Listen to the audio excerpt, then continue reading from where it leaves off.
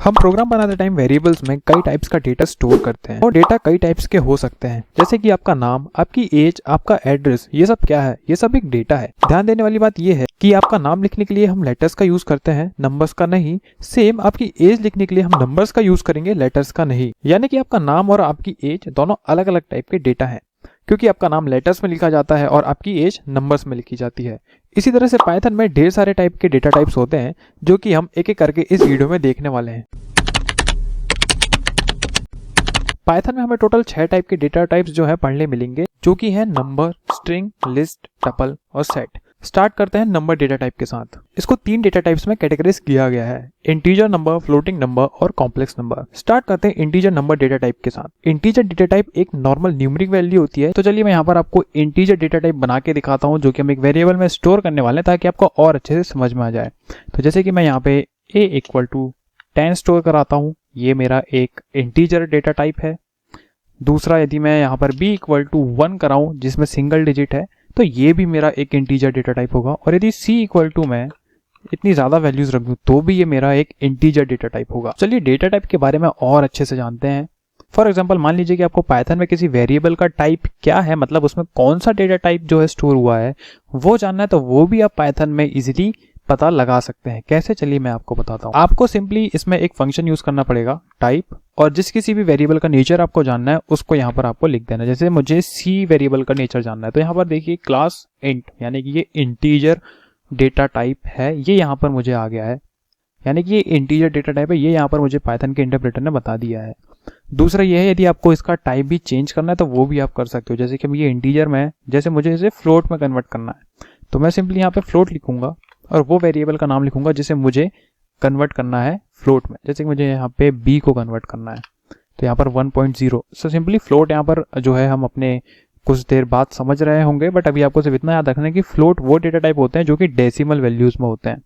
तो जैसे कि यदि मैं यहाँ पर आपको एक और एग्जाम्पल दूँ, हम a को कन्वर्ट करते हैं तो 10.0 आ गया। यदि मैं c को कन्वर्ट करता हूँ, तो यहाँ पर लास्ट में पॉइंट आ गया, यानी कि डेसिमल वाली वैल्यूज। अब नेक्स्ट नंबर के डेटा टाइप यानी फ्लोटिंग पॉइंट नंबर को समझते हैं कि ये क्या होता है। इसमें आपको डेसिमल वैल्यूज देखने को मिल जाएंगी। फॉर एग्जांपल कि मैं यहाँ पे एक वेरिएबल बना लेता हूँ, a = 2.5654। ये मेरा एक वेरिएबल बन गया है जिसका नेचर जो है फ्लोट है। ठीक है, एक और वेरिएबल बना लेते हैं, b = जैसे कि यहाँ पे मैं 789.965 स्टोर कर लेता हूँ। तो यदि मैं इनका टाइप एक और बार जानना चाहूँ कि ये कौन से टाइप के हैं, तो यहाँ पर देखिए जो है ये है फ्लोट टाइप का। यदि आपने मेरी वेरिएबल्स वाली वीडियो देखी होंगी तो आपको समझ में आ रहा होगा कि यहाँ पर जो मैं a b की जो वैल्यू ले रहा हूँ, ये चेंज होते जा रही है। तो वेरिएबल्स जो है इनकी वैल्यू आप चेंज कर सकते हैं पाइथन में। यदि आपने मेरी वेरिएबल्स वाली वीडियो नहीं देखी है तो आपको लिंक आ रही होगी ऊपर, वो आप देख सकते हैं। दूसरा, यदि मैं सेकेंड वाले का भी टाइप जानना चाहूंगा, तो मैं सिंपली टाइप भी करूंगा और यहाँ पे फ्लोट जो है वो मुझे आ गया है, ये फ्लोट डेटा टाइप है। अब यदि मुझे इनका टाइप चेंज करना है, तो सिंपली मैं यहाँ पे लिखूंगा इंट, और जैसे कि मुझे b का टाइप चेंज करना है, मुझे इसको इंटीजर में कन्वर्ट करना है, जो कि मेरी वैल्यू है 789.965, इसको मुझे इंटीजर में कन्वर्ट करना है। तो सिंपली यहाँ पे 789 जो है मेरी कन्वर्ट होके आ चुकी है। इसी तरीके से यदि मैं a को भी कन्वर्ट करूंगा, जो कि वैल्यू मेरी 2.5654 है, तो यहाँ पर ये देखिए 2 कन्वर्ट होके आ गया। यानी इंटीजर से आप फ्लोट में, फ्लोट से इंटीजर में भी पाइथन में कन्वर्ट कर सकते हैं, और आप इनका टाइप भी जान सकते हैं सिंपली टाइप और वेरिएबल का नाम लिख के। थर्ड जो है हमारा कॉम्प्लेक्स नंबर डेटा टाइप। तो complex data type simple a + bj के फॉर्म में होता है। जैसे कि मैं यहाँ पे एक वेरिएबल बनाता हूँ, a = 5 + 2j। ठीक है, ये एक मैंने यहाँ पे वेरिएबल बनाया, a = 5 + 2j, ये मेरा कॉम्प्लेक्स नंबर डेटा टाइप है। यहाँ पर जो है इसमें a = रियल पार्ट होता है और b = इमेजिनरी पार्ट होता है। ठीक है, जैसे कि यहाँ पर जो a है ये मेरा रियल पार्ट हो गया, और जो b है मेरा वो इमेजिनरी पार्ट हो गया। तो जैसे कि यदि मैं इसका टाइप जानना चाहूँ, तो यहाँ पर ये कॉम्प्लेक्स बता देगा। ठीक है, ये जो है मेरा कॉम्प्लेक्स हो गया। तो अभी तक आपने integer number, floating point number और कॉम्प्लेक्स नंबर डेटा टाइप को समझ लिया है। अब बढ़ते हैं हम अपने अगले डेटा टाइप की तरफ, जो है स्ट्रिंग। गाइज चलिए अब समझते हैं कि स्ट्रिंग डेटा टाइप क्या होते हैं और इनको पाइथन में कैसे यूज किया जाता है। स्ट्रिंग एक कैरेक्टर का सेट होता है। इसमें कैरेक्टर्स, लेटर्स, नंबर्स या स्पेशल सिंबल्स हो सकते हैं। पाइथन में अगर आप कोई वेरिएबल बनाते हैं जिसमें आपको स्ट्रिंग कैरेक्टर स्टोर करना है, तो आपको इसके लिए इस डेटा को सिंगल कोट्स या फिर डबल कोट्स के अंदर लिखना होगा, तभी जाके सक्सेसफुली स्टोर होगा। वही बात यहाँ पर भी लिखी है, strings in Python are surrounded by either single quotation marks और डबल कोटेशन मार्क्स। जैसे कि यहाँ पर मैंने एग्जांपल दिया हुआ है हेलो का, और ये भी सेम होगा हेलो का। तो यानी कि आपको सिंगल कोटेशन या डबल कोटेशन जो मार्क्स हैं ये यूज करने हैं, ठीक है। यदि आप कोई दूसरा वेरिएबल बनाते हो जिसका नेचर इंटीजर डेटा टाइप है, फ्लोटिंग है, या फिर कॉम्प्लेक्स नंबर डेटा टाइप है, तो वहां पर आपको सिंगल कोट या डबल कोट का यूज करने की जरूरत नहीं है। ये सिर्फ स्ट्रिंग कैरेक्टर के लिए होता है। तो आपको बस इतना ध्यान में रखना है कि जब भी आप कोई स्ट्रिंग वैल्यू स्टोर कराओगे तो उसको आपको डबल कोटेशन या फिर सिंगल कोटेशन के अंदर स्टोर करना है। मैं आपको एक स्ट्रिंग बना के दिखाता हूँ। जैसे कि मेरा नेम है यहाँ पर, इसको या फिर हम ऐसे डबल कोट या फिर सिंगल कोट के अंदर रख सकते हैं। वैसे डबल कोट के अंदर रख रहा हूँ, आप सिंगल कोट के भी अंदर रखेंगे तो कोई एरर वगैरह थ्रो नहीं होगा। तो सिंपली यदि मैं इसे प्रिंट कराऊं तो यहाँ पर जो है मेरा नेम आ जाएगा सागर। ज्यादातर प्रोग्रामिंग लैंग्वेजेस में स्ट्रिंग को इंडेक्स में प्रिंट किया जाता है। सेम तरीके से पाइथन में भी स्ट्रिंग इंडेक्स में ही प्रिंट होंगे। पहला होता है पॉजिटिव इंडेक्स जो कि 0 से स्टार्ट होता है और लेफ्ट टू राइट चलता है। दूसरा होता है नेगेटिव इंडेक्स जो कि राइट टू लेफ्ट चलता है और -1 से स्टार्ट होता है। अब यहाँ पर जो मैंने इंडेक्स की बात करी है आपको थोड़ा हो सकता है कि आपके बाउंसर जाए, तो इसको प्रैक्टिकली समझते हैं। जैसे कि मैंने अभी यहाँ पर अपना नेम प्रिंट कराया था, तो सेम वही प्रोसीजर होगा। इंडेक्स के लिए आपको यहाँ पर ब्रेसेस यूज करने पड़ेंगे। तो जैसे कि यदि मैं पॉजिटिव की बात करूँ तो ये लेफ्ट टू राइट जाता है और ये 0 से स्टार्ट होता है। तो जैसे कि यदि मैं 2 डालता हूँ यहाँ पे, तो अब इसे यदि हम रन करेंगे तो देखिए जी आ गया है, ठीक है। यहाँ पर मतलब कि दूसरे नंबर पे जो इंडेक्स में जो मेरा कैरेक्टर बैठा है वो इसे यहाँ उठा के प्रिंट कर देगा। तो 0 एस हो गया मेरा, 1 हो गया मेरा ए, और 2 जो यहाँ पे आएगा मेरा जी, तो यहाँ पर इसने जी प्रिंट कराया है। सिंपली यदि मैं यहाँ पे नेगेटिव इंडेक्स की बात करूँ तो ये जो है राइट टू लेफ्ट जाते हैं, यानी -1 से स्टार्ट होंगे। जैसे कि यदि मैं यहाँ पे -2 का कॉल देता हूँ तो यहाँ पर ए आ गया है। -2 कैसे आया, जैसे कि -1 हो गया मेरा आर और -2 हो गया मेरा ए। तो यदि थोड़ा सा और कंफ्यूज हो रहा है तो एक और लाइन लिख लेते हैं ताकि आपको अच्छे से समझ में आ जाए। जैसे कि मैं यहाँ पे -4 कॉल करता हूँ तो यहाँ पर देखिए ए आ गया है। फिर से यदि फिर से ए आ गया तो हो सकता है आप कंफ्यूज हो रहे हो, तो एक काम करते हैं, चेंज कर देते हैं, -5 का कॉल देते हैं। तो यहाँ पर जो आ गया है एस। अब आप समझ चुके होंगे कि -1 हो गया आर, -2 हो गया ए, -3 हो गया जी, -4 हो गया ए, और -5 जो है मेरा हो गया है एस कैरेक्टर। तो एस लेटर को जो है इसने यहाँ पर प्रिंट कर दिया है। तो ये होती है नेगेटिव एंड पॉजिटिव इंडेक्स। ये आप और अच्छे से जान सकते हैं, इसलिए मैं एक सेपरेट वीडियो बना दूंगा यदि आप इसको और डिटेल में चाहते हैं।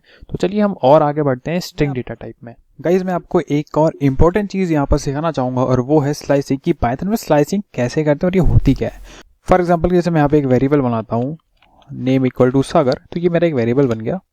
सॉरी, यहाँ पे मैंने जो है वेरिएबल को कोटेशन के अंदर नहीं रखा था, इसलिए जो एरर आ गया। यहाँ पर जो है मेरा एक सक्सेसफुली वेरिएबल बन चुका है।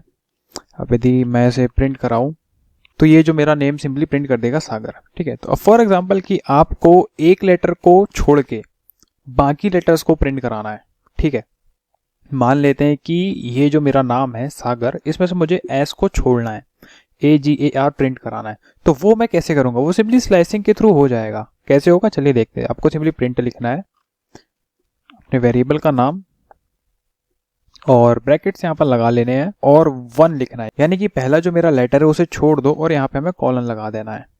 और जब मैं इसे एंटर करूंगा तो देखिए यहाँ पर वही हुआ जैसा मैंने चाहा कि पहला जो लेटर है वो मेरा छोड़ दो, बाकी प्रिंट करा दो।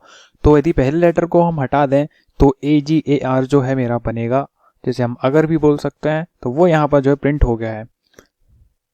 तो यहाँ पर एस लेटर जो है वो छूट गया और बाकी के जो लेटर्स है वो प्रिंट हो चुके हैं। तो इसे कहते हैं स्लाइसिंग। इस सेम टाइप से आप भी स्लाइसिंग कर सकते हैं। चलिए एक और इंटरेस्टिंग चीज मैं आपको बताता हूँ कि मान लो कि आपको कोई एक पर्टिकुलर कैरेक्टर है, जैसे कि मान लो SAGAR, इसमें से मुझे फाइंड करना है कि जी एक जो लेटर है ये इस स्ट्रिंग में है या नहीं। तो मुझे सिंपली डबल कोटेशन लेना है और जो भी कैरेक्टर फाइंड करना है वो लिखना है और यहाँ पर लिखना है कि उस वेरिएबल में फाइंड करो। किस वेरिएबल में, नेम नाम के वेरिएबल में।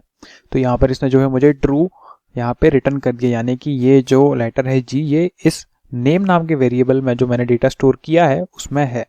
जैसे कि हम कुछ अलग सा कैरेक्टर लेते हैं कि H फाइंड करो नेम में है या नहीं, तो इसने फॉल्स सिंपली हमें यहाँ पर रिटर्न कर दिया कि नहीं, H जो लेटर है ये आपने जो डेटा स्टोर किया है नेम में वो उसमें नहीं है। नेक्स्ट यदि मैं आपको कहूँ कि मुझे 2 स्ट्रिंग्स को ऐड करना है तो क्या वो पाइथन में पॉसिबल है? हाँ है, ऑफ कोर्स है। जैसे कि यदि मेरा नाम सागर है और मेरी सरनेम जो है चौकसे, तो यदि मैं बोलूं कि सागर प्लस चौकसे को ऐड करके सागर चौकसे प्रिंट कराना, तो क्या ये पॉसिबल है? यानी हम सिंपली दो स्ट्रिंग्स को ऐड करने के बारे में बात कर रहे हैं।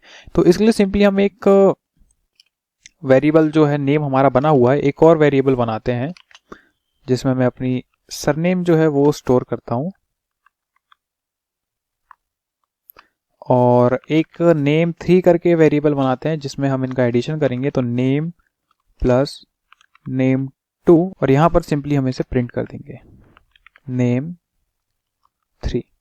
तो यहां पर देखिए सागर चौक से जो है प्रिंट हो चुका है। तो इस तरीके से आप स्ट्रिंग्स को ऐड कर सकते हैं, कॉन्केनेट कर सकते हैं, और इस प्रोसेस को कॉन्केटनेशन भी कहा जाता है। चलिए मैं आपको कुछ फंक्शंस के बारे में बता दूं पाइथन में। तो सबसे पहले जानते हैं लेंथ फंक्शन के बारे में। जैसे कि लेंथ एक फंक्शन होता है जिसकी मदद से स्ट्रिंग की लेंथ फाइंड कर सकते हैं। यहां पर मैं सिंपली एक स्ट्रिंग ले लेता हूं, num इक्वल टू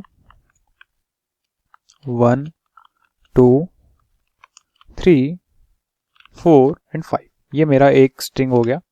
अब जैसे कि यदि मुझे इसकी लेंथ जाननी है तो मैं सिंपली लेंथ और उस वेरिएबल का नाम जिसकी लेंथ मुझे जाननी है, तो मैं एंटर करूंगा। तो यहाँ पे देखिए जैसे ये 13 आ चुका है, तो 13 जो इसकी लेंथ है। अब बात करते हैं दूसरे फंक्शन के बारे में, मैक्स।